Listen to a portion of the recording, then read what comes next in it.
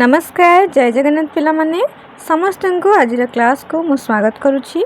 तो आज क्लास रे आमे आलोचना करबा नाटक विषय रे जेमिति कि आधुनिक गद्य साहित्य आमे पूर्व आलोचना कर सारिछे। तार अच्छी जो आमर उपन्यास गल्प पत्र पत्रिका प्रकाशन ए सब विषय आमे आलोचना कर सारिछे। जो माने से क्लास रे जॉइन हिनथलो बा से क्लास को करिन बा से क्लास को देखिन तो डिस्क्रिप्शन में तार लिंक अच्छी सेठी जाइकी तुम्हें मैंने से क्लास को देखि पारिबो।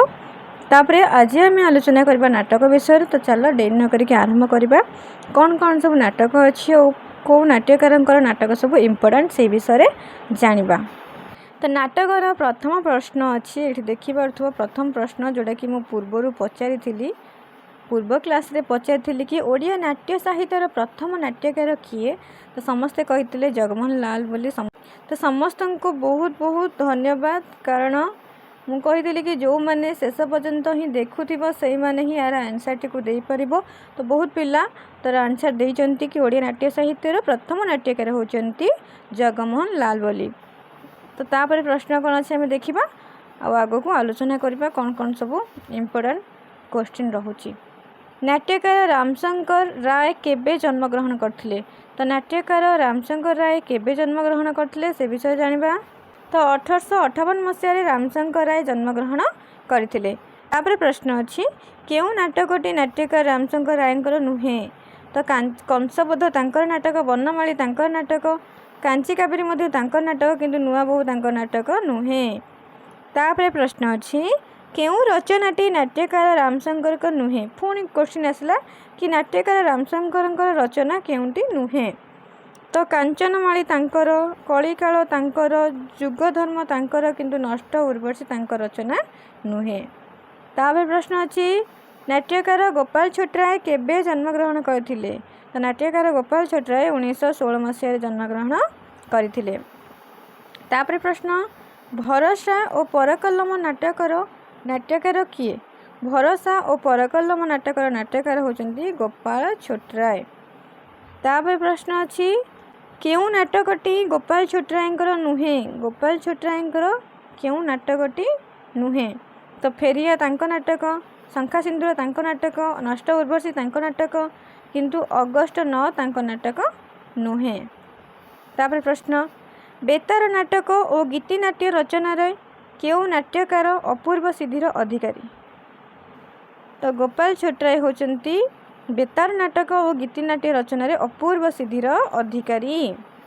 तापर प्रश्न नाट्यकार मनोरंजन दास केबे जन्मग्रहण करथिले।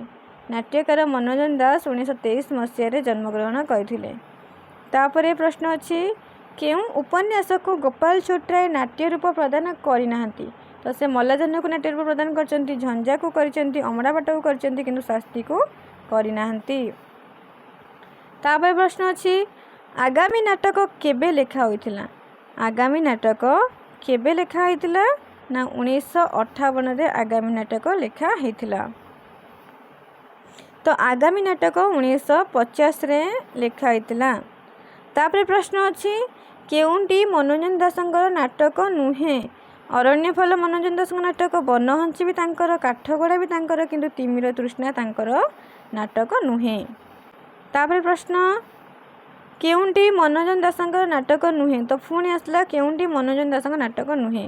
कवि सम्राट उपेन्द्र भंज तांक नाटक अमृत पुत्र तांक नाटक अगस्ट 9 तांक नाटक किंतु शेष पहाच तांक नाटक नुहे। तापर प्रश्न नाट्यकार कालीचरण पट्टनायक केबे जन्मग्रहण करथिले।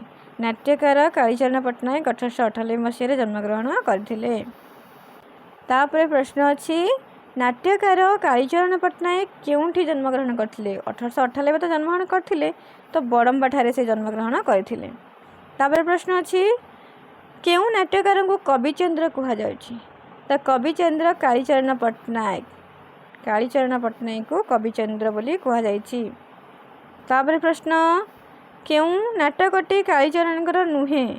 तो चक्री कालीचरणकर गर्ल्स स्कूल मध्य कालीचरणकर जयदेव मध्य कालीचरणकर किंतु अवरोध नाटकटी तांकर नुहे। तापर प्रश्न अच्छी केउ नाटकटी कालीचरणकर नुहे। तो पुणी क्वेश्चन आसला केउ नाटकटी कालीचरणकर नुहे। तो रक्त मंदार तांको नाटक, शारदा दास तांको नाटक, भात भी तांको नाटक, किंतु आगामी तांको नाटक नुहे। तापर प्रश्न अच्छी नाट्यकार रामचंद्र मिश्र केबे जन्मग्रहण करथिले?